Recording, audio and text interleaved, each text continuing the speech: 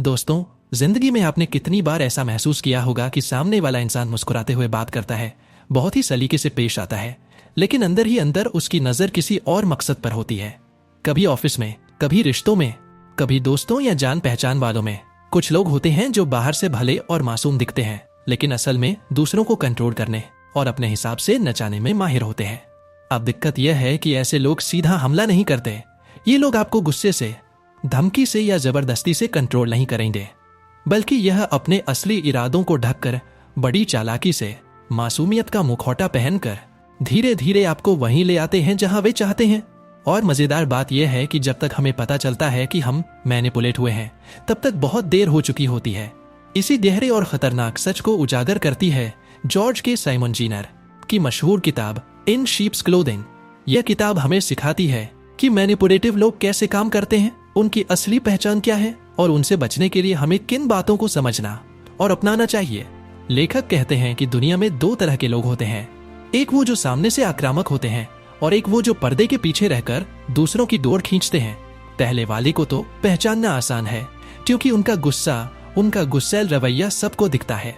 लेकिन दूसरे तरह के लोग, यानी ये भेड़ की खाल में भेड़िए, अपनी चालाकियों को इतने मासूम अंदाज में पेश करते हैं कि हम अक्सर उन्हें निकदिल समझ बैठते हैं। इस किताब की खासियत यह है कि यह सिर्फ चेतावनी नहीं देती, बल्कि हमें प्रैक्टिकल तरीके भी बताती है कि हम अपनी लाइफ में ऐसे लोगों से कैसे निपटें। चाहे वो आपका बॉस हो, पार्टनर हो, कोई दोस्त या रिश्तेदार। अगर कोई आपको बार बार अपने हिसाब से घुमा रहा है, तो ये किताब आपके लिए एक गाइड बन सकती है। दोस्तों, ये सिर्फ एक मनोविज्ञान की किताब नहीं है, बल्कि यह हर उस इंसान के लिए एक हथियार है जो अपनी लाइफ में अपनी आजादी और इमोशनल बैलेंस को बचाकर रखना चाहता है। जब आप इस किताब की गहराई में जाएंगे, तो आप समझ पाएंगे कि क्यों कभी कभी अच्छे दिखने वाले लोग ही हमारी खुशियों को सबसे ज्यादा नुकसान पहुंचाते हैं। तो चलिए इस अद्भुत किताब की दुनिया में कदम रखते हैं और जानते हैं कि आखिर मैनिपुलेशन का खेल कैसे खेला जाता है और हम इसे समझकर अपनी लाइफ को कैसे सुरक्षित बना सकते हैं। Chapter 1, aggressive and covert aggressive personalities. दोस्तों, इस किताब का पहला अध्याय हमें इंसानी व्यवहार के उस पहलू से रूबरू कराता है जिसे हम अक्सर नजरअंदाज कर देते हैं। जब हम आक्रामक व्यक्तित्व की बात करते हैं, तो हमारे दिमाग में अक्सर वही तस्वीर बनती है। कोई गुस्सैल इंसान, ऊंची आवाज में बोलने वाला, धमकाने वाला या शारीरिक रूप से हिंसक होने वाला। यह वह आक्रामकता है जिसे पहचानना आसान है, क्योंकि यह सीधी, खुली और सामने से दिखती है। लेकिन जॉर्ज के साइमन जीनर कहते हैं कि आक्रामकता हमेशा इतनी साफ साफ नहीं दिखती। कई बार यह छिपी हुई होती है। नकली मुस्कान और मीठी बातें इसके ऊपर परत की तरह चढ़ी होती हैं। यही है कवर्ट एग्रेशन, यानी छिपी हुई आक्रामकता। सीधी आक्रामकता और छिपी आक्रामकता में सबसे बड़ा फर्क यह है कि सीधा आक्रामक इंसान आपको चुनौती देता है, आपको अपने इरादे स्पष्ट रूप से बताता है कि वो जीतना चाहता है, आपको हराना चाहता है या आपको दबाना चाहता है। लेकिन एक कोवर्ट एग्रेसिव इंसान आपको सीधी चुनौती नहीं देता। वो चाहता तो वही है, जीतना, कंट्रोल करना, हावी होना। लेकिन वह अपने इस इरादे को मासूमियत के पर्दे में छिपा देता है। यहाँ एक दिलचस्प बात समझनी होगी। हम इंसान रिश्तों और समाज में सामंजस्य बनाने के लिए पले बड़े हैं। हमें सिखाया जाता है कि दूसरों के साथ सहयोग करो, उनकी मदद करो और मिलजुल कर रहो। इस वजह से जब कोई सामने से भला बनने का दिखावा करता है, तो हम तुरंत उसके जाल में फंस जाते हैं। यही वो जगह है जहां कोवर्ट एग्रेसिव लोग हमें मात दे देते हैं। मान लीजिए आपके ऑफिस का कोई सहकर्मी है। सामने से वह हमेशा कहेगा, अरे मैं तो सिर्फ मदद कर रहा हूँ, मैं तो बस आपकी भलाई चाहता हूँ। लेकिन धीरे धीरे आपको महसूस होगा कि हर बार उसकी मदद के नाम पर वही फायदे में रहता है, वही प्रमोशन पाता है और आपके काम का श्रेय भी वही ले जाता है। यहाँ उसकी चालाकी साफ है। वह खुलकर आपसे मुकाबला नहीं कर रहा, बल्कि अपनी भलमन साहत के पीछे छिपकर आपको मैनिपुलेट कर रहा है। लेखक बताते हैं कि यह छिपी आक्रामकता उतनी ही खतरनाक है, बल्कि कई बार ज्यादा खतरनाक है, क्योंकि इसे पहचानना मुश्किल होता है। जब कोई इंसान आप पर चिल्लाता है या धमकाता है, तो आप तुरंत डिफेंसिव हो जाते हैं। लेकिन जब वही इंसान मुस्कुराकर, मीठे शब्दों में आपकी कमजोरी का फायदा उठाता है, तो आप अक्सर उसे पकड़ नहीं पाते। कोवर्ट एग्रेसिव लोगों की एक खासियत होती है, वे अपनी हर चाल को सही ठहराने के लिए तर्क और बहाने गढ़ लेते हैं। अगर आप उन्हें पकड़ भी लें, तो वे तुरंत कहेंगे, ओह मेरा वो मतलब नहीं था, आप तो मुझे गलत समझ रहे हैं, मैं तो बस मजाक कर रहा था। इन मासूम दिखने वाले बहानों की वजह से उनका शिकार यह मान बैठता है कि शायद वाकई वो ज्यादा सोच रहा है। यही वो मानसिक खेल है जो ऐसे लोग खेलते हैं। अब सवाल यह उठता है कि ऐसे लोग आखिर ऐसा क्यों करते हैं। लेखक कहते हैं कि आक्रामक व्यक्तित्व का असली मकसद होता है जीतना और कंट्रोल करना। उन्हें यह मानने में कोई हिचकिचाहट नहीं होती कि वे दूसरों को दबाना चाहते हैं, लेकिन चूंकि समाज में खुले तौर पर आक्रामकता को बुरा माना जाता है, इसलिए वे लोग जिन्होंने चालाकी और झूठ को हथियार बना लिया है, वे इसी मासूमियत की आड़ में अपने इरादे पूरे करते हैं। इस अध्याय में एक और महत्वपूर्ण पहलू है कोवर्ट एग्रेसिव लोग। कभी भी खुले टकराव से नहीं डरते, बल्कि वे टकराव को एक खेल की तरह देखते हैं। फर्क सिर्फ इतना है कि उनका खेल छिपा हुआ होता है। वे हर छोटी बात को पावर स्ट्रगल बना देते हैं। कौन ऊपर रहेगा, किसकी मर्जी चलेगी और किसकी राय मानी जाएगी। उनके लिए बातचीत सिर्फ विचारों का आदान प्रदान नहीं है, बल्कि एक लड़ाई है जिसमें जीत हार तय होती है। अब आप सोचिए, अगर आपके आसपास ऐसा इंसान है तो आप पर इसका क्या असर होगा। धीरे धीरे आप अपने फैसले लेने से डरने लगेंगे। आपको लगेगा कि शायद आप ही गलत हैं। आप बार बार उनकी बातों को मानेंगे ताकि माहौल खराब न हो, और यही तो वो चाहते हैं कि आप उनकी हर चाल को बिना सवाल किए स्वीकार करें। लेखक हमें एक और बेहद महत्वपूर्ण बात बताते हैं। कोवर्ट एग्रेसिव लोग बहुत अच्छे एक्ट करने वाले होते हैं।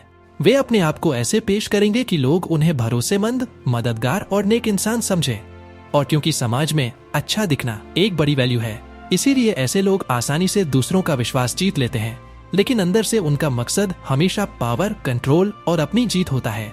इस अध्याय का सबसे बड़ा सबक यही है कि हमें इंसानों के शब्दों से ज्यादा उनके पैटर्न और व्यवहार को देखना चाहिए। कोई इंसान बार बार आपको दोषी महसूस कराए, आपकी कमजोरियों का फायदा उठाए और हमेशा अपनी ही जीत सुनिश्चित करे, तो समझ लीजिए कि आप एक कोवर्ट एग्रेसिव व्यक्ति के साथ डील कर रहे हैं। अगर हम इन संकेतों को पहचानना सीख लें तो हम खुद को मानसिक शोषण से बचा सकते हैं, वरना हम ये मानते रहेंगे कि सामने वाला तो मासूम है और गलती शायद हमारी ही है। असलियत यही है कि यह लोग भेड़ की खाल ओढ़े भेड़िए होते हैं, सामने से भोले लेकिन अंदर से खतरनाक। Chapter 2 the determination to win. दोस्तों, इस अध्याय में लेखक जॉर्ज के साइमन जीनर हमें यह समझाते हैं कि मैनिपुलेटिव और आक्रामक व्यक्तित्व वाले लोग क्यों और कैसे हर हाल में जीतने के लिए इतने दृढ़ निश्चयी होते हैं।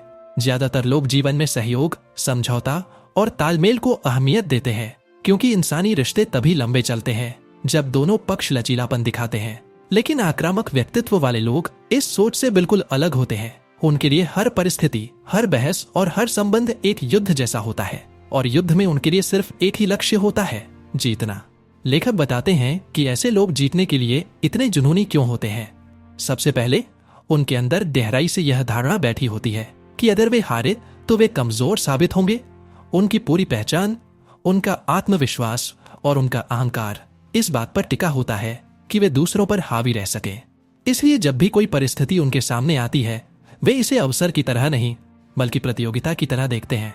यहाँ तक कि साधारण बातचीत या हल्की फुल्की चर्चा भी उनके लिए एक मुकाबला बन जाती है।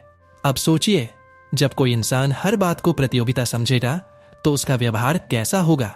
वह हर कीमत पर, हर तरीके से यह सुनिश्चित करेगा कि उसकी ही बात मानी जाए, उसका ही फैसला लागू हो और दूसरे लोग उसकी शर्तों के हिसाब से चलें। यही कारण है कि ऐसे लोग अक्सर दूसरों की राय को नजरअंदाज करते हैं, उन्हें नीचा दिखाते हैं या फिर चालाकियों से उनकी राय को कमजोर साबित करते हैं। लेखक इस अध्याय में बताते हैं कि इन व्यक्तियों के लिए जीत सिर्फ अहंकार का मसला नहीं होती, बल्कि यह उनके अस्तित्व का हिस्सा बन जाती है। वे जीत को अपनी पहचान का सबूत मानते हैं। अगर वे हार गए तो उन्हें ऐसा लगता है जैसे उनकी पूरी शख्सियत पर सवाल उठ गया हो। यही कारण है कि वे झगड़ों में उलझते रहते हैं, छोटी छोटी बातों को भी बड़ा बनाते हैं और हर बहस को लड़ाई में बदल देते हैं। कोवर्ट एग्रेसिव व्यक्तियों के मामले में यह आदत और भी खतरनाक हो जाती है, क्योंकि वे अपने विन एट एनी कॉस्ट वाले रवैये को मासूमियत और सज्जनता के पर्दे में छुपा लेते हैं। वे सामने से कभी नहीं कहेंगे कि वे जीतना चाहते हैं, बल्कि वे आपको ऐसा महसूस कराएंगे कि वे तो सिर्फ आपकी मदद कर रहे हैं, आपके भले के लिए सुझाव दे रहे हैं या फिर सिर्फ मजाक कर रहे हैं। लेकिन हकीकत यह होती है कि उनके हर शब्द, हर चाल और हर बहस का मकसद सिर्फ यही होता है कि वे विजेता बनकर सामने आए और आप हार मान लें। लेखक एक महत्वपूर्ण बिंदु पर जोर देते हैं। ऐसे लोग कभी भी बराबरी के रिश्ते में सहज महसूस नहीं करते। उनके लिए रिश्ते में बराबरी का मतलब है कि वे अपनी पोजीशन खो देंगे। इसलिए वे हर समय इस कोशिश में रहते हैं कि किसी भी बातचीत या रिश्ते में उनकी ही ऊंचाई बनी रहे।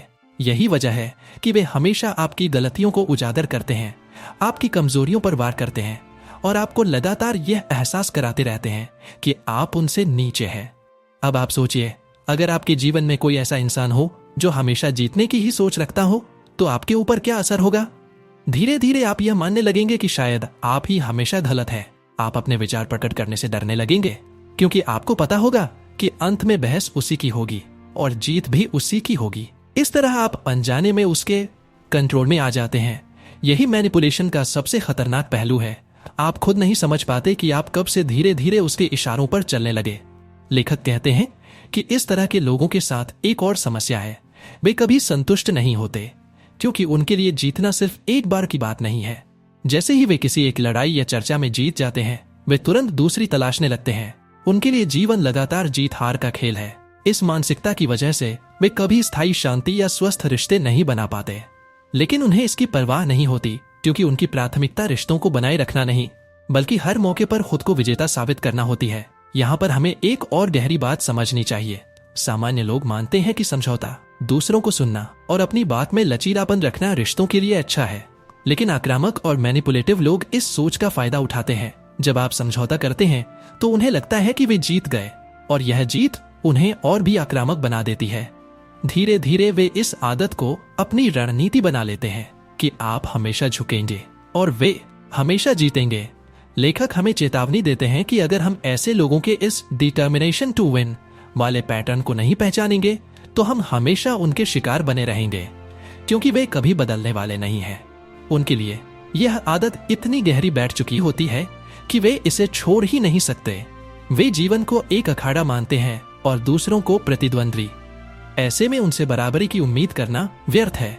इस अध्याय का सबसे बड़ा सबक यही है कि हमें अपने आसपास ऐसे व्यक्तियों की पहचान करनी होगी। अगर कोई इंसान हर चर्चा को मुकाबला बना देता है, हर छोटी बात में अपनी जीत साबित करना चाहता है और कभी आपकी बात को सही मानने के लिए तैयार नहीं होता, तो समझ जाइए कि वह विन एट ऑल कॉस्ट वाली मानसिकता वाला इंसान है। और ऐसे इंसान के साथ तालमेल बैठाने की कोशिश करने का मतलब है खुद को बार बार हार की स्थिति में ले जाना। लेखक हमें यह भी बताते हैं कि इन लोगों से निपटने के लिए सबसे पहले हमें अपनी सोच बदलनी होगी। हमें यह मानना बंद करना होगा कि सामने वाला भी हमारी तरह बराबरी चाहता है। जब तक हम उन्हें सामान्य इंसान समझकर उनके साथ संतुलन बनाने की कोशिश करेंगे, तब तक हम उनके जाल में फंसते रहेंगे। हमें यह साफ समझना होगा कि उनका मकसद सिर्फ जीतना है और हमें उसी अनुसार अपना रवैया रखना है। इस अध्याय का सार यही है कि आक्रामक और मैनिपुलेटिव लोग क्यों हमेशा जीतने के लिए इतने दृढ़ निश्चयी होते हैं। उनकी यह आदत सिर्फ एक मनोवैज्ञानिक प्रवृत्ति नहीं, बल्कि उनकी पहचान का हिस्सा है। वे रिश्तों को प्रतियोगिता मानते हैं, हर बहस को युद्ध समझते हैं और हर इंसान को प्रतिद्वंदी की तरह देखते हैं। जब तक हम इस मानसिकता को पहचान कर अपने व्यवहार को मजबूत नहीं बनाएंगे, तब तक हम उनके हाथों मैनिपुलेशन का शिकार होते रहेंगे। Chapter 3, the unbridled quest for power. दोस्तों, इंसान की सबसे गहरी इच्छाओं में से एक है शक्ति की चाह। लेकिन शक्ति की यह चाह हर किसी में एक जैसी नहीं होती। कुछ लोग शक्ति का उपयोग जिम्मेदारी निभाने और दूसरों की मदद करने के लिए करते हैं, लेकिन कुछ ऐसे भी होते हैं जिनकी शक्ति की भूख कभी खत्म नहीं होती। उनके लिए शक्ति सिर्फ एक साधन नहीं, बल्कि उनका अस्तित्व है। जॉर्ज के साइमन जिनर इस अध्याय में बताते हैं कि मैनिपुलेटिव और आक्रामक व्यक्तित्व वाले लोग इसी असीमित शक्ति की भूख से प्रेरित होकर जीते हैं। वे हर रिश्ते, हर परिस्थिति और हर अवसर में यही देखते हैं कि वे कैसे अधिक से अधिक कंट्रोल हासिल कर सकते हैं। लेखक कहते हैं कि सामान्य इंसान शक्ति को एक जिम्मेदारी की तरह देखता है। अगर उसे किसी रिश्ते या पद में शक्ति मिलती है, तो वह मानता है कि इसके साथ कर्तव्य भी जुड़े हुए हैं। लेकिन आक्रामक और मैनिपुलेटिव लोग शक्ति को कभी जिम्मेदारी नहीं मानते। उनके लिए शक्ति एक खेल की तरह है। वे जितनी भी शक्ति पा सकते हैं उसे पाने की कोशिश करते हैं, और जब मिल जाती है तो वे और भी अधिक शक्ति की तलाश शुरू कर देते हैं। यह उनकी असीमित भूख है जो कभी शांत नहीं होती। अब सोचिए, ऐसे लोग जब किसी रिश्ते में आते हैं, चाहे वह दोस्ती हो, शादी हो या ऑफिस का रिश्ता हो, तो उनका असली मकसद होता है सामने वाले पर कंट्रोल करना। वे ये मानते हैं कि रिश्ते में बराबरी जैसी कोई चीज नहीं होती। अगर वे सामने वाले पर हावी नहीं होंगे तो सामने वाला उन पर हावी हो जाएगा। इसलिए वे हर समय सतर्क रहते हैं और हर बातचीत, हर फैसले को एक पावर स्ट्रगल बना देते हैं। लेखक यहाँ एक बहुत गहरी बात कहते हैं। शक्ति की ये चाह कई बार इतनी गहरी होती है कि यह लोगों की पूरी शख्सियत को परिभाषित कर देती है। ऐसे लोग हर समय इस चिंता में रहते हैं कि कहीं वे अपनी पकड़ न खो दें। यही वजह है कि वे अक्सर ज्यादा कंट्रोल पाने के लिए दूसरों को दबाते हैं, धोखा देते हैं और मैनिपुलेशन का सहारा लेते हैं। इस अध्याय में एक और महत्वपूर्ण बिंदु है, शक्ति की यह असीमित भूख सिर्फ दूसरों को कंट्रोल करने तक सीमित नहीं होती। ये लोग दूसरों को कमजोर और असहाय बनाना भी पसंद करते हैं। उन्हें संतुष्टि तभी मिलती है जब सामने वाला पूरी तरह उनकी पकड़ में आ जाए और उनके बिना निर्णय लेने की हिम्मत न कर पाए। यह एक तरह से मानसिक गुलामी होती है, जहां शिकार को यह लगने लगता है कि उसकी स्वतंत्रता सिर्फ दिखावे की है और असली फैसले हमेशा मैनिपुलेटर ही लेता है। अब आप सोचिए, अगर आपका बॉस ऐसा हो तो क्या होगा? वह हर छोटी बड़ी बात में आपको कंट्रोल करने की कोशिश करेगा। वह आपके विचारों को महत्व नहीं देगा, बल्कि आपको ऐसा महसूस कराएगा कि आप उसके बिना कुछ कर ही नहीं सकते। धीरे धीरे आप अपने आत्मविश्वास को खो देंगे और वही करेंगे जो वह चाहता है। यही तो है शक्ति की असीमित भूख का परिणाम। लेखक हमें यह भी समझाते हैं कि यह शक्ति की चाह सिर्फ बड़े पदों या औपचारिक रिश्तों में ही नहीं, बल्कि रोजमर्रा के रिश्तों में भी दिखाई देती है। कोई दोस्त जो हमेशा चाहता है कि उसकी ही मर्जी चले, कोई पार्टनर जो आपको बार बार दबाता है, या कोई रिश्तेदार जो हर समय अपने अधिकार जताता है, ये सब उसी मानसिकता के उदाहरण हैं। इन व्यक्तियों की सबसे खतरनाक आदत यह होती है कि वे कभी संतुष्ट नहीं होते। मान लीजिए कि उन्हें एक बार किसी रिश्ते में पूरी तरह कंट्रोल मिल भी गया तो भी वे चैन से नहीं बैठते। वे और भी ज्यादा पकड़ बनाने की कोशिश करते हैं, और अगर एक बार उनका कंट्रोल चुनौती में पड़ जाए तो वे पूरी ताकत से प्रतिक्रिया करते हैं। उनकी यही अनब्रेडल्ड क्वेस्ट फॉर पावर उन्हें कभी शांत नहीं रहने देती। अब यहाँ पर एक और मनोवैज्ञानिक पहलू सामने आता है। सामान्य लोग जब दूसरों के साथ रहते हैं तो वे सहयोग की भावना से प्रेरित होते हैं, लेकिन शक्ति पिपासु लोग सहयोग को कमजोरी मानते हैं। अगर आपने कभी किसी बात पर समझौता कर लिया तो उनकी नजर में आपने हार मान ली, और यह हार उन्हें और भी ताकतवर बना देती है। धीरे धीरे वे इस सोच को पक्का कर लेते हैं कि वे हमेशा सही हैं और दूसरों को हमेशा झुकना चाहिए। लेखक हमें एक चेतावनी देते हैं, अगर आप ऐसे लोगों के साथ रहते हैं और उन्हें बार बार जीतने देते हैं तो ये सिर्फ एक आदत नहीं बनेगी, बल्कि आपके जीवन का पैटर्न बन जाएगा। आप हमेशा उनके कंट्रोल में रहेंगे और कभी भी अपनी स्वतंत्रता महसूस नहीं कर पाएंगे। यही कारण है कि हमें इन संकेतों को पहचानना बेहद जरूरी है। कोवर्ट एग्रेसिव व्यक्तियों के मामले में यह और भी खतरनाक हो जाता है, क्योंकि वे अपनी शक्ति की चाह को खुलकर सामने नहीं रखते। वे आपको ऐसा दिखाते हैं जैसे वे तो आपके भले के लिए काम कर रहे हैं, लेकिन उनके हर सुझाव, हर निर्णय और हर व्यवहार का मकसद सिर्फ यही होता है, आप पर उनकी पकड़ बनी रहे और आप हमेशा उनकी छत्र छाया में रहें। इस अध्याय का सबसे बड़ा सबक यही है कि शक्ति की यह असीमित भूख इंसान को रिश्तों के लिए खतरनाक बना देती है। ऐसे लोग कभी भी बराबरी का रिश्ता नहीं निभा सकते। वे हर समय अपने वर्चस्व की पुष्टि चाहते हैं और इसके लिए वे किसी भी हद तक जा सकते हैं। अगर हम ऐसे लोगों को पहचानना और उनकी मानसिकता को समझना सीख लें तो हम खुद को उनके जाल से बचा सकते हैं। लेखक कहते हैं कि इन लोगों से निपटने के लिए हमें सबसे पहले यह स्वीकार करना होगा कि उनका मकसद कभी भी तालमेल बनाना नहीं होता। वे हमेशा सत्ता की तलाश में रहते हैं, और जब तक हम यह मानते रहेंगे कि वे भी सहयोग चाहते हैं, तब तक हम उनके द्वारा मैनिपुलेट होते रहेंगे। हमें अपने आत्मविश्वास को मजबूत रखना होगा और उनके सामने स्पष्ट सीमाएं खींचनी होंगी।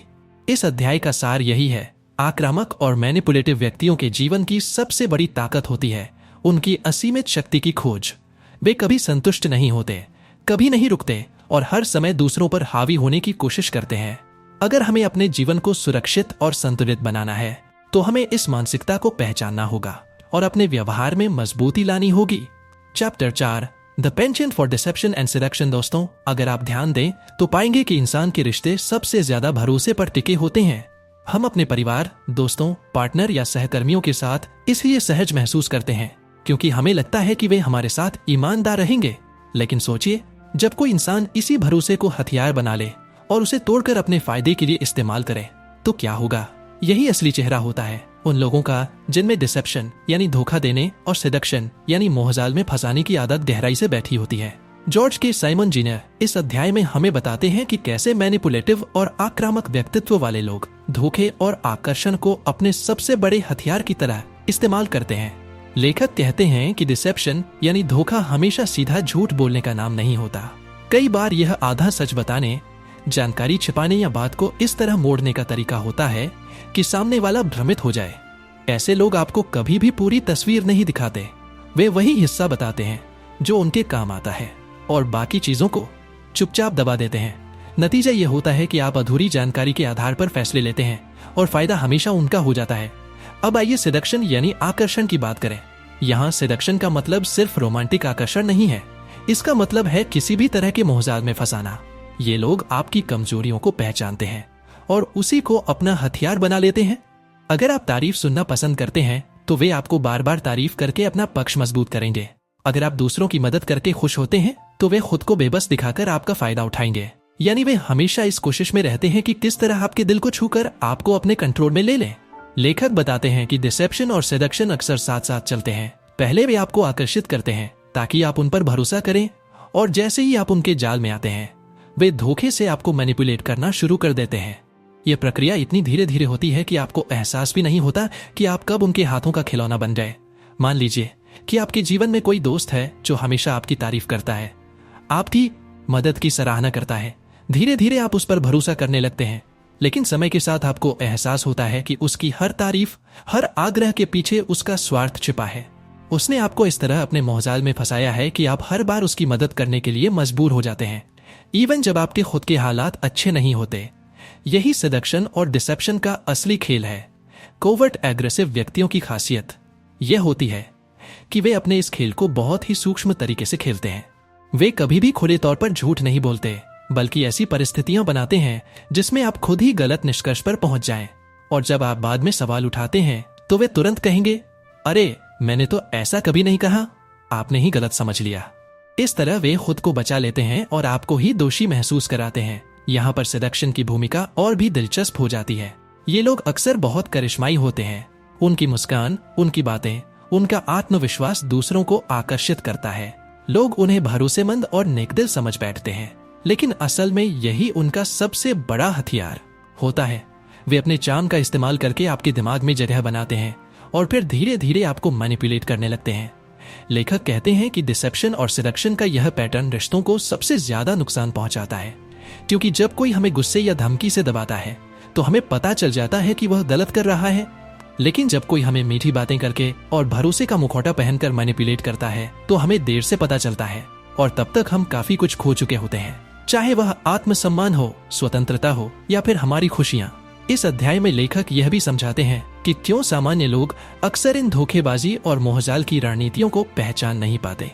इसका कारण है कि हम मानकर चलते हैं कि सामने वाला भी हमारी तरह है, ईमानदार है। हम यह सोचते हैं कि अगर वह मुस्कुराकर बातें कर रहा है तो उसके इरादे भी नेक होंगे। यही हमारी सबसे बड़ी भूल होती है। मैनिपुलेटिव लोग इसी सोच का फायदा उठाते हैं। वे जानते हैं कि सामान्य लोग दूसरों की अच्छाई पर भरोसा करना पसंद करते हैं और इसी भरोसे को वे अपने फायदे में बदल देते हैं। अब सवाल यह है कि हम ऐसे लोगों से कैसे बचें? लेखक कहते हैं कि सबसे पहले हमें यह स्वीकार करना होगा कि हर मुस्कान सच्ची नहीं होती, हर तारीफ दिल से नहीं होती और हर मददगार इंसान वाकई मददगार नहीं होता। हमें इंसानों को उनके शब्दों से नहीं बल्कि उनके पैटर्न से जांचना होगा। अगर कोई व्यक्ति बार बार वही रणनीति अपनाता है, पहले आपको आकर्षित करना और फिर धीरे धीरे आपके फैसलों पर कब्जा करना, तो यह साफ संकेत है कि वह डिसेप्शन और सेडक्शन का इस्तेमाल कर रहा है। इस अध्याय का सबसे बड़ा सबक यही है कि धोखा और मोहजाल इंसानी रिश्तों में सबसे खतरनाक हथियार है। ये हथियार इतने नर्म और मीठे होते हैं कि हमें चोट खाते खाते भी देर से एहसास होता है, लेकिन अगर हम इन संकेतों को पहचानना सीख जाएं, तो हम खुद को ऐसे जाल से बचा सकते हैं। लेखक अंत में यह चेतावनी देते हैं कि मैनिपुलेटिव लोग अपनी इन आदतों को कभी नहीं छोड़ते, क्योंकि उनके लिए यह सिर्फ एक रणनीति नहीं बल्कि जीवन जीने का तरीका होता है। इसलिए हमें ही अपनी समझदारी से उनके झूठ और मोहजाल को पहचानकर अपनी स्वतंत्रता की रक्षा करनी होगी। Chapter 5 fighting dirty. दोस्तों, जब हम संघर्ष या विवाद की बात करते हैं तो हमें लगता है कि हर इंसान ईमानदारी से अपनी बात रखेगा, तर्क देगा और निष्पक्ष तरीके से समाधान खोजेगा। लेकिन हकीकत यह है कि हर कोई साफ और सीधी लड़ाई नहीं लड़ता। कुछ लोग ऐसे भी होते हैं जो फाइटिंग डर्टी यानी गंदे तरीकों से लड़ना पसंद करते हैं। जॉर्ज के साइमन जीनर इस अध्याय में हमें बताते हैं कि मैनिपुलेटिव और कोवर्ट एग्रेसिव लोग झगड़े, बहस या टकराव में कैसे चालाकी और चालबाजी का इस्तेमाल करते हैं। वे सीधे मुकाबले से बचते हैं लेकिन पीछे से वार करते हैं। वे खुले तौर पर हार मानने की बजाय ऐसे हथकंडे अपनाते हैं कि सामने वाला थककर चुप हो जाए। लेखक कहते हैं कि फाइटिंग डर्टी का असली मकसद है जीत हासिल करना, चाहे वह सही हो या गलत। इन लोगों के लिए बहस का लक्ष्य सच ढूंढना या न्याय पाना नहीं होता, बल्कि किसी भी कीमत पर जीतना होता है। और इसके लिए वे भावनाओं, भ्रम, झूठ, दोषारोपण और यहाँ तक कि आपकी अच्छाई का भी इस्तेमाल करते हैं। सोचिए, अगर आप किसी ऐसे इंसान से उलझे हैं जो हमेशा बहस को एक खेल की तरह देखता है जिसमें हार जीत ही सब कुछ है, तो आप क्या करेंगे? वह इंसान कभी भी यह नहीं मानेगा कि वह गलत है। उल्टा वह इस कोशिश में रहेगा कि आपको हर हाल में गलत साबित करे। यही असली तस्वीर है फाइटिंग डर्टी की। लेखक बताते हैं कि मैनिपुलेटिव लोग बहस में मिसडायरेक्शन यानी ध्यान भटकाने की रणनीति का खूब इस्तेमाल करते हैं। अगर आप उनसे किसी मुद्दे पर सवाल पूछें तो वे सीधे जवाब देने की बजाय विषय बदल देंगे। वे किसी दूसरी बात को बीच में डाल देंगे ताकि असली मुद्दा दब जाए। नतीजा यह होता है कि आप गुस्से में या कंफ्यूजन में अपनी ही बात भूल जाते हैं। इसके अलावा ये लोग ब्लेम शिफ्टिंग यानी दोष को पलटकर आपके ऊपर डालने में माहिर होते हैं। अगर आप कहें कि उन्होंने कोई गलती की है तो वे तुरंत कहेंगे, असल में यह सब तुम्हारी वजह से हुआ। वे इस तरह बात घुमाते हैं कि आपको ही अपराधी महसूस हो। और जब आप खुद को बचाने में उलझ जाते हैं तब वे और मजबूत हो जाते हैं। फाइटिंग डर्टी का एक और बड़ा हथकंडा है गैसलाइटिंग। इसमें वे आपको इतना उलझा देते हैं कि आपको अपनी ही समझ और याददाश्त पर शक होने लगता है। मान लीजिए आपने उन्हें झूठ बोलते हुए पकड़ लिया तो वे कहेंगे, अरे तुमने गलत सुना होगा, तुम्हें हमेशा भ्रम हो जाता है। धीरे धीरे आप अपने दिमाग पर भरोसा करना छोड़ देते हैं और वही उनकी जीत होती है। लेखक कहते हैं कि ऐसे लोग बहस के दौरान बहुत शांत और संयमित दिखते हैं, जबकि सामने वाला गुस्से से भड़क जाता है। यही उनकी चाल है। वे जानबूझकर आपको भड़काते हैं और जब आप नाराज होकर ऊंची आवाज में बोलते हैं तो वे दूसरों के सामने कहते हैं, देखा मैं तो शांत था, ये ही आक्रामक है। इस तरह वे पीड़ित का मुखौटा पहन लेते हैं और आपको खलनायक बना देते हैं। फाइटिंग डर्टी का मतलब केवल शब्दों से खेलना नहीं होता, इसमें भावनाओं का भी गहरा इस्तेमाल किया जाता है। ये लोग आपके दया और सहानुभूति के भाव को हथियार बनाते हैं। अगर आप उन्हें कठोर शब्दों में जवाब दें तो वे तुरंत दुखी चेहरा बना लेंगे या कहेंगे कि आप उन्हें गलत समझते हैं, और आप एक संवेदनशील इंसान होने के नाते तुरंत पिघल जाते हैं। यही तो उनका मकसद होता है, आपकी भावनाओं का इस्तेमाल करके खुद को निर्दोष दिखाना। लेखक हमें यह भी बताते हैं कि मैनिपुलेटिव लोग बहस में तथ्यों को तोड़ मरोड़ कर पेश करते हैं। वे आधा सच बोलते हैं, कुछ हिस्सा छिपा देते हैं और कहानी को इस तरह मोड़ते हैं कि फायदा सिर्फ उनका हो। अगर आप उन्हें गलत साबित करने के लिए सबूत भी लाएं तो वे उन सबूतों की प्रामाणिकता पर सवाल उठा देंगे, यानी हर हाल में वे अपनी स्थिति बचा लेते हैं। अब सवाल यह उठता है कि फाइटिंग डर्टी का शिकार बनने से कैसे बचा जाए। लेखक का जवाब साफ है, पहले तो आपको यह पहचानना होगा कि सामने वाला ईमानदारी से नहीं बल्कि चालाकी से खेल रहा है। जब आप समझ जाते हैं कि बहस का मैदान निष्पक्ष नहीं है तब आप अपनी रणनीति बदल सकते हैं। दूसरी बात यह कि जब कोई आपका ध्यान भटकाने की कोशिश करे तो आपको लगातार असली मुद्दे पर लौटना होगा। उन्हें बार बार याद दिलाना होगा कि बात असल में किस बारे में थी। अगर वे दोष आप पर डालने की कोशिश करें तो आपको शांत रहकर तथ्यों पर टिके रहना होगा।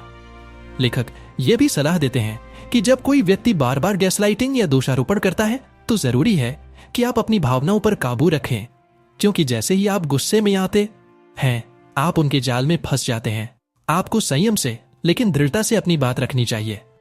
फाइटिंग डर्टी का असली खतरनाक पहलू यह है कि यह धीरे धीरे आपके आत्मविश्वास और आत्मसम्मान को खा जाता है। जब आप बार बार ऐसे हथकंडों का सामना करते हैं तो आपको लगता है कि शायद आप ही गलत हैं, और यही वह बिंदु है जहां मैनिपुलेटिव व्यक्ति जीत जाता है। लेकिन अगर आप उनकी चालों को पहचान लें तो आप अपने मानसिक संतुलन और आत्मसम्मान दोनों की रक्षा कर सकते हैं। इस अध्याय का सबसे बड़ा संदेश यही है कि हमें यह मान लेना चाहिए कि हर बहस ईमानदारी से नहीं लड़ी जाती। कुछ लोग साफ सुथरे खेल की बजाय गंदे हथकंडे अपनाते हैं, और अगर हम इस हकीकत को स्वीकार कर लें तो हम न केवल अपनी रक्षा कर सकते हैं बल्कि दूसरों को भी ऐसे मैनिपुलेटिव खेल से बचा सकते हैं। Chapter 6 the impaired conscious. दोस्तों, इंसान को इंसान बनाने वाली सबसे बड़ी शक्ति क्या है? अगर आप ध्यान दें तो पाएंगे कि यह हमारी अंतरात्मा है। वही अंतरात्मा जो हमें सही और गलत के बीच फर्क करना सिखाती है। वही अंतरात्मा जो हमें अपराधबोध कराती है जब हम किसी के साथ गलत करते हैं। लेकिन जरा सोचिए, अगर यही अंतरात्मा कमजोर या इम्पेयर्ड हो जाए तो क्या होगा? क्या होगा जब किसी को सही और गलत का फर्क समझ में ही ना आए, या फिर समझ में आने के बावजूद वह उस पर ध्यान ही न दे? जॉर्ज के साइमन जीनर इस अध्याय में बताते हैं कि मैनिपुलेटिव और कोवर्ट एग्रेसिव लोग अक्सर इसी तरह की इम्पेयर्ड कॉन्शियंस के शिकार होते हैं। यानी उनकी अंतरात्मा इतनी कमजोर हो चुकी होती है कि उन्हें किसी को चोट पहुंचाने, धोखा देने या गलत रास्ता अपनाने पर कोई अपराधबोध नहीं होता। लेखक कहते हैं कि ज्यादातर लोग जब गलती करते हैं तो उनके भीतर एक आवाज गूंजती है, तुमने गलत किया। यह आवाज हमें रोकती है, सुधारने का मौका देती है और आगे सावधान रहने के लिए चेतावनी भी। लेकिन मैनिपुलेटिव व्यक्तित्व वाले लोगों के लिए यह आवाज या तो बहुत धीमी होती है या वे जानबूझकर इसे नजरअंदाज करना सीख चुके होते हैं। नतीजा यह होता है कि वे बिना किसी झिझक के अपने फायदे के लिए दूसरों को चोट पहुंचाते रहते हैं। अब सवाल उठता है कि आखिर उनकी अंतरात्मा क्यों कमजोर होती है। लेखक बताते हैं कि इसके कई कारण हैं। पहला कारण है आदत। अगर कोई इंसान बार बार गलत करता है और हर बार उसके बाद कोई सजा या नतीजा नहीं भुगतता, तो धीरे धीरे उसका ज़मीर दब जाता है। जैसे किसी चोर को अगर बार बार चोरी करने के बाद पकड़ा ही न जाए तो उसकी आत्मा उसे कचोटना बंद कर देती है। दूसरा कारण है सोचने का तरीका। कुछ लोग शुरू से मानकर चलते हैं कि दुनिया एक खेल है और हर कीमत पर जीतना ही सब कुछ है। ऐसे लोगों के लिए नैतिकता, ईमानदारी और इंसाफ जैसे शब्दों का कोई मतलब नहीं होता। मैनिपुलेटिव लोग अपनी अंतरात्मा को कमजोर बनाने के लिए कई तरह के जस्टिफिकेशन यानी औचित्य भी गढ़ लेते हैं। वे कहते हैं, अगर मैं ऐसा नहीं करता तो दूसरा करता। जिंदगी में आगे बढ़ने के लिए थोड़ा चालाक होना ही पड़ता है। लोग बेवकूफ है, इसलिए उनका फायदा उठाना गलत नहीं। इस तरह वे अपने अपराधों को खुद के लिए जायज ठहराते हैं। लेखक बताते हैं कि इम्पेयर्ड कॉन्शियंस वाले लोग अक्सर अपराध बोध और शर्म जैसी भावनाओं से दूर रहते हैं, जबकि सामान्य इंसान छोटी सी गलती करने पर भी बेचैन हो जाता है। ये लोग बड़े बड़े धोखे और गलत काम करने के बाद भी आराम से सोते हैं। उन्हें दूसरों के दर्द से फर्क नहीं पड़ता क्योंकि उनकी संवेदनाएं कुंद हो चुकी होती हैं। यहाँ लेखक एक और दिलचस्प बिंदु उठाते हैं। मैनिपुलेटिव लोग अपराध बोध से नहीं डरते, लेकिन वे पकड़े जाने से जरूर डरते हैं। यानी उन्हें अपने काम पर शर्म नहीं आती, पर वे इस डर से सावधान रहते हैं कि कहीं लोग उनकी असलियत जान न लें। इसलिए वे अपने गलत कामों को छिपाने और दूसरों को भ्रमित करने में माहिर हो जाते हैं। यही वजह है कि उनका ज़मीर और भी कमजोर होता जाता है, क्योंकि उन्हें कभी अपने कामों की असली कीमत चुकानी ही नहीं पड़ती। अब सोचिए, ऐसे लोग जब हमारे जीवन में आते हैं तो कैसा असर डालते हैं। मान लीजिए आपके किसी साथी ने आपके भरोसे का गलत फायदा उठाया।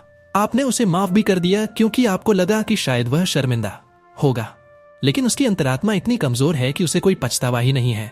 उल्टा वह सोचता है कि देखो, मैंने गलती की और फिर भी मुझे माफ कर दिया गया, अगली बार और बड़ा फायदा उठाया जा सकता है।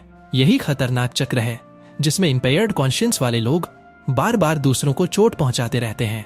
लेखक बताते हैं कि हमें अक्सर यह भ्रम होता है कि हर इंसान में सुधार की क्षमता होती है, लेकिन सच यह है कि जब तक किसी व्यक्ति की अंतरात्मा जागती नहीं, तब तक उसमें बदलाव की संभावना बहुत कम होती है। और मैनिपुलेटिव लोगों के मामले में उनकी अंतरात्मा इतनी कमजोर होती है कि बदलाव लगभग असंभव हो जाता है।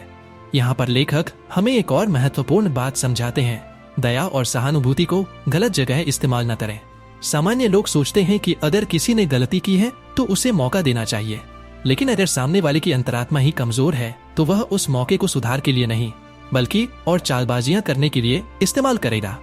यही कारण है कि हमें ऐसे लोगों के प्रति कठोर होना पड़ता है ताकि वे और नुकसान न पहुंचा सके। अब बात करते हैं कि हम खुद को कैसे सुरक्षित रखें। लेखक का कहना है कि सबसे पहले हमें यह स्वीकार करना होगा कि हर इंसान हमारे जैसा संवेदनशील और ईमानदार नहीं होता। दुनिया में कुछ लोग ऐसे भी हैं जिनके लिए सही गलत का फर्क मायने ही नहीं रखता। जब हम इस सच्चाई को मान लेंगे तभी हम सतर्क रह पाएंगे। दूसरी बात, हमें अपने रिश्तों में लोगों के पैटर्न पर नजर रखनी होगी। अगर कोई इंसान बार बार वही गलती करता है और हर बार उसे सही ठहराने की कोशिश करता है, तो यह संकेत है कि उसकी अंतरात्मा कमजोर है। ऐसे लोगों से दूरी बनाए रखना ही सबसे सुरक्षित रास्ता है। तीसरी और सबसे अहम बात यह है कि हमें खुद की अंतरात्मा को मजबूत बनाए रखना चाहिए, क्योंकि अक्सर इम्पेयर्ड कॉन्शियंस वाले लोग हमें भी अपने जैसा बनाने की कोशिश करते हैं। वे कहते हैं, देखो, सब ऐसा ही करते हैं, थोड़ा गलत करना कोई बड़ी बात नहीं। अगर हम उनकी बातों में आ जाएं, तो धीरे धीरे हमारा भी ज़मीर कमजोर हो सकता है। इसलिए हमें हर हाल में अपनी ईमानदारी और मूल्यों को बचाए रखना होगा। दोस्तों, इस अध्याय का सबसे बड़ा सबक यही है कि एक कमजोर अंतरात्मा वाला इंसान समाज के लिए सबसे खतरनाक होता है, क्योंकि वह न सिर्फ खुद गलत करता है, बल्कि दूसरों को भी अपने गलत रास्ते पर खींचने की कोशिश करता है। अगर हमें अपनी जिंदगी में शांति और सुरक्षा बनाए रखनी है, तो हमें ऐसे लोगों को पहचानना और उनसे दूरी बनाना सीखना होगा। Chapter 8, the manipulative child. दोस्तों, जब हम बच्चों की बात करते हैं तो हमारी आंखों के सामने मासूमियत की तस्वीर उभरती है। हमें लगता है कि बच्चा सीधा, ईमानदार और भावनाओं से भरा होता है। लेकिन जॉर्ज के साइमन जीनर इस अध्याय में एक चौंकाने वाली हकीकत उजागर करते हैं।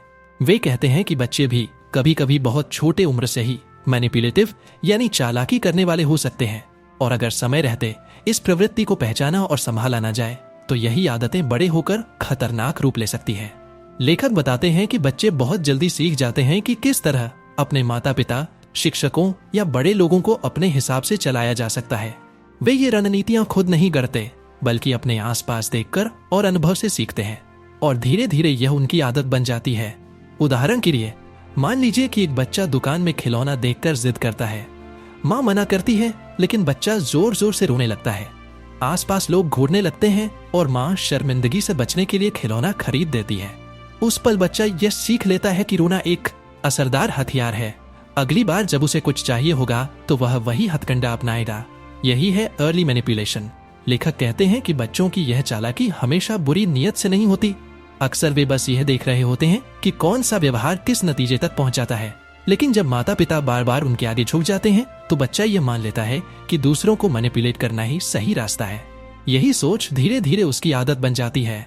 मैनिपुलेटिव बच्चे कई अलग अलग तरीके अपनाते हैं। सबसे पहला तरीका है गिल्ट ट्रिप।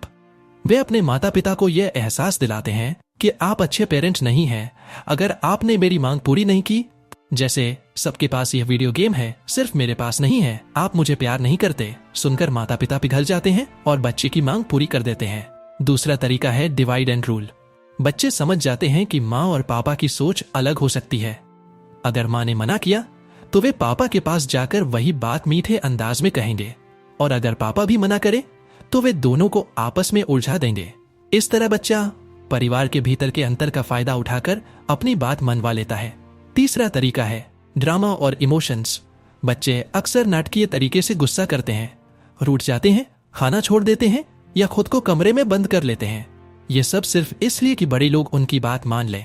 लेखक कहते हैं कि बच्चों की इन प्रवृत्तियों को नजरअंदाज करना खतरनाक है, क्योंकि अगर बच्चा यह सीख लेता है कि वह दूसरों की भावनाओं से खेलकर अपने फायदे निकाल सकता है तो वह आगे चलकर भी यही करेगा, और बड़े होकर यह आदत झूठ, धोखा और दूसरों को नियंत्रित करने की प्रवृत्ति में बदल सकती है। अब यहाँ पर एक जरूरी सवाल उठता है, क्या हर बच्चा जो जिद करता है या रोता है वह मैनिपुलेटिव है? लेखक का जवाब है नहीं। बच्चे स्वाभाविक रूप से अपनी जरूरतें और इच्छाएं व्यक्त करते हैं। फर्क यह है कि मैनिपुलेटिव बच्चा जानबूझकर यह सीख लेता है कि कौन सा व्यवहार किसे झुका देगा। वह इसे एक रणनीति की तरह इस्तेमाल करता है। तो माता पिता को क्या करना चाहिए? लेखक कुछ बेहद महत्वपूर्ण सुझाव देते हैं। सबसे पहला है सीमाएं तय करना। अगर बच्चा रोने या गुस्सा करने पर भी अपनी मांग पूरी नहीं करवा पाता तो वह धीरे धीरे समझ जाएगा कि यह हथियार बेकार है। लेकिन अगर हर बार उसके आंसुओं या गुस्से पर माता पिता झुक जाते हैं तो वह और मजबूत हो जाएगा। दूसरा है लगातार एक जैसे नियम। अगर माँ कुछ मना करती है तो पापा को भी वही निर्णय कायम रखना चाहिए, वरना बच्चा डिवाइड एंड रूल की रणनीति अपनाकर अपनी बात मनवा लेगा। तीसरा है सकारात्मक प्रोत्साहन। बच्चों को यह सिखाना चाहिए कि ईमानदारी और मेहनत से ही चीजें मिलती हैं। अगर वे अच्छे व्यवहार से कुछ पाते हैं तो यह संदेश मजबूत होता है कि सही रास्ता ही सही फल देता है। चौथा है सहानुभूति और सख्ती का संतुलन। बच्चों को प्यार और समझ जरूरी है, लेकिन उतना ही जरूरी है कि वे यह सीखें कि हर मांग पूरी नहीं हो सकती। उन्हें यह समझाना होगा कि ना भी एक जवाब है। लेखक बताते हैं कि मैनिपुलेटिव बच्चों को पहचानना और संभालना आसान नहीं है, क्योंकि माता पिता अक्सर अपनी भावनाओं में बहकर उनकी चालाकियों को नजरअंदाज कर देते हैं। लेकिन अगर समय रहते इन प्रवृत्तियों को रोका न जाए तो वही बच्चा बड़ा होकर अब्यूसिव और मैनिपुलेटिव रिश्ते बनाने वाला इंसान बन सकता है। इस अध्याय का सबसे बड़ा सबक यही है कि बच्चों की मासूमियत पर भरोसा करें, लेकिन उनकी आदतों को नजरअंदाज न करें। अगर आप उन्हें सही दिशा नहीं देंगे तो वे गलत रास्तों पर सीखते हुए बड़े होंगे, और तब यह केवल परिवार के लिए ही नहीं, समाज के लिए भी खतरनाक साबित होगा। Chapter 9 recognising the tactics of manipulation and control. दोस्तों, जीवन में सबसे मुश्किल लड़ाई तब होती है जब आपको यह भी पता ना हो कि आप पर हमला हो रहा है। हम अक्सर सोचते हैं कि मैनिपुलेशन यानी चालाकी केवल फिल्मों या राजनीति में देखने को मिलती है, लेकिन सच यह है कि हमारे आसपास, हमारे रिश्तों में, हमारी रोजमर्रा की जिंदगी में लोग हमें मैनिपुलेट करते रहते हैं। इस अध्याय में जॉर्ज के साइमन जीनर हमें यह सिखाते हैं कि कैसे हम मैनिपुलेटिव लोगों की रणनीतियों को पहचान सकते हैं, क्योंकि जब तक हम उनकी चालें समझेंगे नहीं, हम उनसे खुद को बचा भी नहीं पाएंगे। लेखक शुरुआत में बताते हैं कि मैनिपुलेटिव लोग सीधे सामने से आकर लड़ाई नहीं करते, वे छिपकर हमला करते हैं। वे हमें अपनी बातों, भावनाओं और व्यवहार के जरिए धीरे धीरे अपने जाल में फंसाते हैं। उनका असली हथियार है कंट्रोल, यानी हमें अपने हिसाब से चलाना। और यही वजह है कि सबसे जरूरी है इनकी टैक्टिक्स को पहचानना। एक, गिल्ट ट्रिपिंग, अपराध बोध का हथियार। सबसे आम हथकंडा है गिल्ट ट्रिप। ये लोग हमें यह महसूस कराते हैं कि अगर हमने उनकी बात नहीं मानी तो हम गलत इंसान हैं। उदाहरण के लिए, इतना तो मैं तुम्हारे लिए करता हूं और तुम मेरी एक छोटी सी बात भी नहीं मान सकते। सुनने में यह सामान्य लगता है, लेकिन यह हमें अपराध बोध में डालकर उनकी बात मानने पर मजबूर कर देता है। 2, प्लेइंग द विक्टिम। खुद को पीड़ित दिखाना दूसरी रणनीति है, खुद को बेबस और मासूम दिखाना। मैनिपुलेटिव लोग अक्सर कहते हैं, मेरे साथ हमेशा बुरा ही होता है, कोई मेरी परवाह नहीं करता। इस तरह वे दूसरों की सहानुभूति जीतते हैं और मदद लेने के नाम पर उन्हें कंट्रोल करते हैं। 3, गैसलाइटिंग। आपकी हकीकत पर शक कराना यह बहुत चालाकी भरी तकनीक है। गैसलाइटिंग का मतलब है किसी को उसकी ही याददाश्त या समझ पर शक कराना। जैसे अगर आपने कहा कि तुमने मुझे कल यह वादा किया था, तो वे कहेंगे, नहीं, मैंने ऐसा कभी नहीं कहा, तुम्हें गलतफहमी हुई है। धीरे धीरे आप अपनी ही परसेप्शन पर शक करने लगते हैं और उन पर निर्भर हो जाते हैं। 4, मिनिमाइजेशन और डिनायल। ये लोग अपने गलत काम को छोटा दिखाते हैं या बिल्कुल नकारते हैं। मान लीजिए उन्होंने आपको झूठ बोला, तो कहेंगे, अरे इसमें इतनी बड़ी बात क्या है, सब लोग ऐसा करते हैं। या फिर साफ कह देंगे, मैंने ऐसा कभी किया ही नहीं। इस तरह वे दोष से बच निकलते हैं और हमें कमजोर बना देते हैं। 5, इंटिमिडेशन, डर दिखाना। कभी कभी मैनिपुलेटिव लोग डर का इस्तेमाल करते हैं। वे आवाज ऊंची कर देते हैं, गुस्से से घूरते हैं, धमकी देते हैं। सीधी धमकी नहीं भी हो तो भी उनका आक्रामक रवैया हमें पीछे हटने पर मजबूर कर देता है। 6, डाइवर्जन, विषय बदलना। जब हम उनसे किसी बात पर सवाल करते हैं तो वे अचानक विषय बदल देते हैं। जैसे आपने उनके झूठ पर सवाल किया और वे कहेंगे, तुम भी तो पिछले हफ्ते मुझे बिना बताए बाहर चले गए थे। अब ध्यान उनके झूठ से हटकर आप पर आ जाता है। 7, फ्लैटरी, झूठी तारीफ। मैनिपुलेटिव लोग तारीफ का भी इस्तेमाल करते हैं। वे आपको लगातार सराहते हैं ताकि आप उन पर भरोसा करने लगे, लेकिन असल में यह सिर्फ आपको ढीला बनाने का तरीका है ताकि सही समय पर वे आपको मैनिपुलेट कर सके। 8, साइलेंट ट्रीटमेंट, चुप्पी की सजा। ये लोग अक्सर चुप्पी को हथियार बनाते हैं। जब आप उनकी बात नहीं मानते तो वे आपसे बात करना बंद कर देते हैं, भावनात्मक दूरी बना लेते हैं। इससे आप बेचैन हो जाते हैं और उनकी चुप्पी तोड़ने के लिए खुद झुक जाते हैं। 9, रैशनलाइजेशन, अपने गलत को सही ठहराना। वे हमेशा अपने काम के पीछे कोई तर्क ढूंढते हैं। जैसे अगर उन्होंने आपको धोखा दिया तो कहेंगे, मुझे ऐसा करना पड़ा क्योंकि तुमने पहले मुझे निराश किया था। यह तरीका उनके गलत को जायज साबित करता है और आपको गलत महसूस कराता है। लेखक बताते हैं कि इन रणनीतियों की सबसे खतरनाक बात यह है कि ये धीरे धीरे काम करती है। आपको तुरंत एहसास नहीं होता कि आप मैनिपुलेटेड हो रहे हैं, लेकिन समय के साथ आप देखते हैं कि आप बार बार उनकी बात मानने लगे हैं, आपके फैसले उनके हिसाब से होने लगे हैं और आप अपनी स्वतंत्रता खो रहे हैं। कैसे पहचाने कि आप मैनिपुलेटेड हो रहे हैं?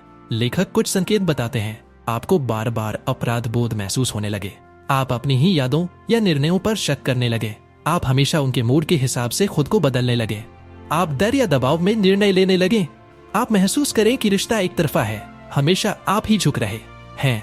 अगर ये संकेत बार बार दिखें तो समझिए कोई आपको मैनिपुलेट कर रहा है। क्या करें? पहचान लेना ही पहला कदम है। जब आप टैक्टिक्स को पहचान लेंगे तभी आप उनसे बच पाएंगे। एक सीमाएं तय करें। अगर कोई आपको गिल्ट ट्रिप कराने की कोशिश करे तो साफ कहें, मैंने अपना फैसला सोच समझकर लिया है। 2, भावनाओं से मत बहें।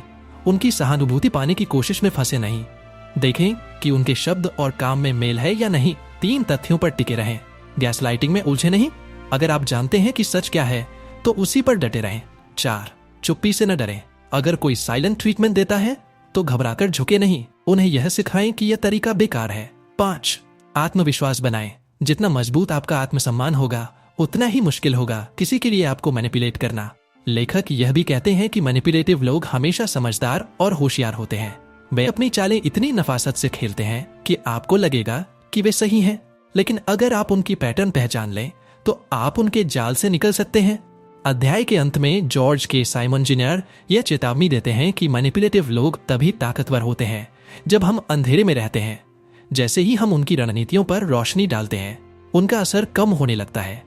इसलिए हर इंसान को यह कला सीखनी चाहिए कि कैसे रिकॉग्नाइज करें, यानी पहचाने कि कौन सी बात सच्ची है और कौन सी सिर्फ नियंत्रण का तरीका है।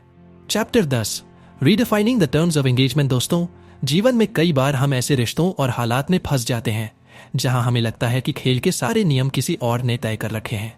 हम चाहे जितनी मेहनत कर लें, चाहे कितनी भी ईमानदारी दिखाएं, लेकिन सामने वाला हमेशा बाजी मार लेता है, क्योंकि वह खेल अपने बनाए नियमों से खेल रहा है। जॉर्ज के साइमन जूनियर इस अध्याय में हमें यही सिखाते हैं कि अगर हमें मैनिपुलेटिव लोगों से बचना है तो हमें टर्म्स ऑफ एंगेजमेंट यानी रिश्तों और बातचीत के नियमों को फिर से परिभाषित करना होगा। लेखक कहते हैं कि मैनिपुलेटिव लोग हमेशा अपने हिसाब से नियम बनाते हैं। वे हमें गिल्ट, डर, झूठ और भावनात्मक खेलों में उलझाकर हमें अपनी चालों के अनुसार चलाते हैं, और जब तक हम उनके बनाए नियम मानते रहेंगे तब तक हम हमेशा कमजोर रहेंगे। इसीलिए सबसे जरूरी है कि हम खेल के नियम बदलें। पुराना पैटर्न क्यों काम नहीं करता? ज्यादातर लोग सोचते हैं कि अगर वे और अच्छे बन जाएं और धैर्य दिखाएं और सहानुभूति रखें तो मैनिपुलेटिव व्यक्ति भी बदल जाएगा, लेकिन यह सोच गलत है। लेखक साफ कहते हैं कि मैनिपुलेटिव लोग दया या तर्क से नहीं बदलते। वे केवल तभी रुकते हैं जब उन्हें यह एहसास हो कि उनकी रणनीतियां अब काम नहीं कर रही हैं। यानी हमें अपने व्यवहार में बदलाव लाना होगा ताकि उनके पास हमें मैनिपुलेट करने का कोई रास्ता ही न बचे। नए नियम, बाउंड्रीज यानी सीमाएं तय करना सबसे पहला नियम है। सीमाएं तय करना, हमें साफ साफ तय करना होगा कि कौन सा व्यवहार स्वीकार्य है और कौन सा नहीं। अगर कोई हमें बार बार गिल्ट ट्रिप पर ले जाता है तो हमें कहना होगा, मैं तुम्हारी भावनाओं की कदर करता हूँ, लेकिन मेरा फैसला यही रहेगा। यह संदेश देता है कि उनकी पुरानी रणनीति अब काम नहीं करेगी। सीमाएं तय करना आसान नहीं होता। मैनिपुलेटिव लोग पहले और ज्यादा दबाव डालेंगे और कोशिश करेंगे कि हम झुक जाएं, लेकिन अगर हम लगातार अपनी सीमाओं पर टिके रहें तो धीरे धीरे वे मानने लगते हैं कि अब यह रास्ता बेकार है। असर्टिवनेस, आत्मविश्वास से ना कहना। लेखक इस अध्याय में असर्टिवनेस पर विशेष जोर देते हैं। असर्टिवनेस का मतलब है अपनी जरूरतों और विचारों को बिना डर और बिना अपराधबोध के सामने रखना। यह आक्रामकता नहीं है, बल्कि सम्मानजनक दृढ़ता है। जब आप कहते हैं नहीं, मैं ऐसा नहीं कर सकता, तो आप अपने लिए खड़े हो रहे होते हैं, और यही मैनिपुलेटिव लोगों के लिए सबसे बड़ा झटका होता है। पावर डायनामिक्स बदलना। मैनिपुलेटिव लोग पावर इम्बैलेंस यानी शक्ति का असंतुलन पैदा करते हैं। वे चाहते हैं कि आप हमेशा नीचा महसूस करें और वे ऊंचे रहें। नए टर्म्स ऑफ एंगेजमेंट का मतलब है कि यह संतुलन बदलना। आपको यह समझना होगा कि आपकी भावनाएं, आपका समय और आपके निर्णय भी उतने ही महत्वपूर्ण है जितने किसी और के।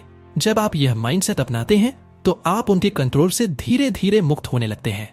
साफ और सीधे संवाद करना। मैनिपुलेटिव लोग एम्बिग्यूटी यानी अस्पष्टता पर पनपते हैं। अगर आप घुमा फिरा कर बात करेंगे तो वे उसमें लूपहोल ढूंढ लेंगे।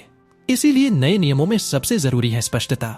अगर आप सहमत हैं तो साफ कहें, अगर असहमत हैं तो भी साफ कहें। कोई बीच का रास्ता, कोई अधूरी बात उन्हें फायदा पहुंचा सकती है। इमोशनल डिटैचमेंट, भावनात्मक दूरी। मैनिपुलेटिव लोग आपकी भावनाओं पर खेलते हैं। वे जानते हैं कि आपको कहां चोट लगेगी, कहां आपको गुस्सा आएगा और कहां आपको अपराध बोध होगा। नए टर्म्स ऑफ एंगेजमेंट का मतलब है उनके खेल में भावनात्मक रूप से शामिल न होना। जब वे ड्रामा करते हैं, रोते हैं, गुस्सा करते हैं, तो आपको खुद को याद दिलाना है कि यह एक रणनीति है। आपको काम रहकर प्रतिक्रिया देनी है। यह उन्हें कमजोर बना देता है, क्योंकि उनका सबसे बड़ा हथियार आपकी भावनाएं अब काम नहीं कर रहा। कंसिस्टेंसी, निरंतरता बनाए रखना। नए नियम तभी काम करेंगे जब आप लगातार उन पर टिके रहेंगे। अगर आपने एक बार झुककर उनकी चाल मान ली तो वे फिर उसी हथियार को आजमाएंगे। इसीलिए कंसिस्टेंसी बेहद जरूरी है। आपको बार बार यह साबित करना होगा कि अब खेल बदला जा चुका है। रिश्तों की सच्चाई को स्वीकारना। लेखक कहते हैं कि कई बार मैनिपुलेटिव लोग कभी नहीं बदलते और हमें यह सच्चाई स्वीकारनी होगी। कुछ रिश्ते इतने विषाक्त, टॉक्सिक हो सकते हैं कि उनमें रहते हुए हम अपनी पहचान और आत्मसम्मान खो देते हैं। ऐसे में नए टर्म्स ऑफ एंगेजमेंट का सबसे कठिन लेकिन जरूरी नियम यह है कि अगर सामने वाला नहीं बदलता तो हमें उस रिश्ते से बाहर निकलना होगा। यह निर्णय आसान नहीं होता, खासकर जब वह रिश्ता परिवार, शादी या लंबे समय से जुड़ा हो। लेकिन अगर कोई हमें लगातार कंट्रोल और मैनिपुलेट कर रहा है तो हमें यह तय करना होगा कि हमारी मानसिक शांति और आत्मसम्मान ज्यादा महत्वपूर्ण है। उदाहरण और वास्तविक जीवन की झलक मान लीजिए। एक महिला का पति हमेशा दिल ट्रिपिंग करता है, तुम अच्छी पत्नी नहीं हो, तुम मेरी परवाह नहीं करती। पहले तो वह झुकती रहती है, लेकिन जैसे ही वह नए टर्म्स अपनाती है, वह कामली कहती है, मैं तुम्हारी भावनाएं समझती हूँ, लेकिन मैं जानती हूँ कि मैं अच्छी पत्नी हूँ और मैंने अपनी पूरी कोशिश की है। अब गिल्ट का असर नहीं होता। धीरे धीरे पति समझ जाता है कि यह रणनीति बेकार हो चुकी है। एक और उदाहरण, एक बॉस अपने कर्मचारी से हर बार ओवरटाइम करवाता है और कहता है, अगर तुमने काम से इनकार किया तो तुम्हारा करियर आगे नहीं बढ़ेगा। कर्मचारी नए टर्म्स अपनाते हुए कहता है, मैं अपना काम पूरी लगन से करता हूं, लेकिन अपनी सीमा से ज्यादा नहीं कर सकता। अगर यह आपको स्वीकार नहीं है तो हमें इस पर औपचारिक रूप से बात करनी होगी। अब बॉस का दबाव कम हो जाता है। लेखक का मुख्य संदेश जॉर्ज के साइमन जिना इस अध्याय में हमें यह ताकत देते हैं कि हमें किसी और के बनाए हुए नियमों पर जीना जरूरी नहीं है। हम अपने नियम खुद तय कर सकते हैं, और जब हम ऐसा करते हैं तो मैनिपुलेटिव लोग हमारी जिंदगी पर अपना नियंत्रण खो देते हैं।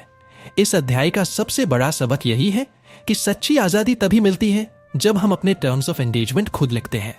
दोस्तों, आज की वीडियो से हमने जाना कि हर कोई उतना मासूम नहीं होता जितना दिखता है। मैनिपुलेटिव लोग अपने फायदे के लिए दूसरों की भावनाओं और भरोसे का खेल खेलते हैं, लेकिन पहचानना ही पहला कदम है। पहचान के बाद ही आप अपनी सीमाएं तय कर सकते हैं, अपनी आवाज बुलंद कर सकते हैं और आत्मसम्मान के साथ जी सकते हैं। अगर आपको आज की सीख पसंद आई तो लाइक करें और शेयर करें ताकि और लोग भी इसे देख सके, और चैनल को सब्सक्राइब करें क्योंकि यहाँ हम ऐसी ही किताबों और लाइफ लेसन्स की गहराई में उतरते हैं जो आपको स्मार्टर, स्ट्रॉन्गर और सेल्फ अवेयर बनाएंगी। याद रखें, ज्ञान जितना जल्दी अपनाएंगे उतनी जल्दी आप अपने जीवन में मैनिपुलेटिव लोगों से खुद को सुरक्षित रख पाएंगे। और हाँ, नीचे कमेंट बॉक्स में बताएं कि अगली वीडियो में आप कौन सी किताब या टॉपिक देखना चाहते हैं। दोस्तों, हमेशा याद रखें, अपनी पहचान, अपनी सीमाएं और अपनी आजादी किसी के हाथ में मत छोड़ें।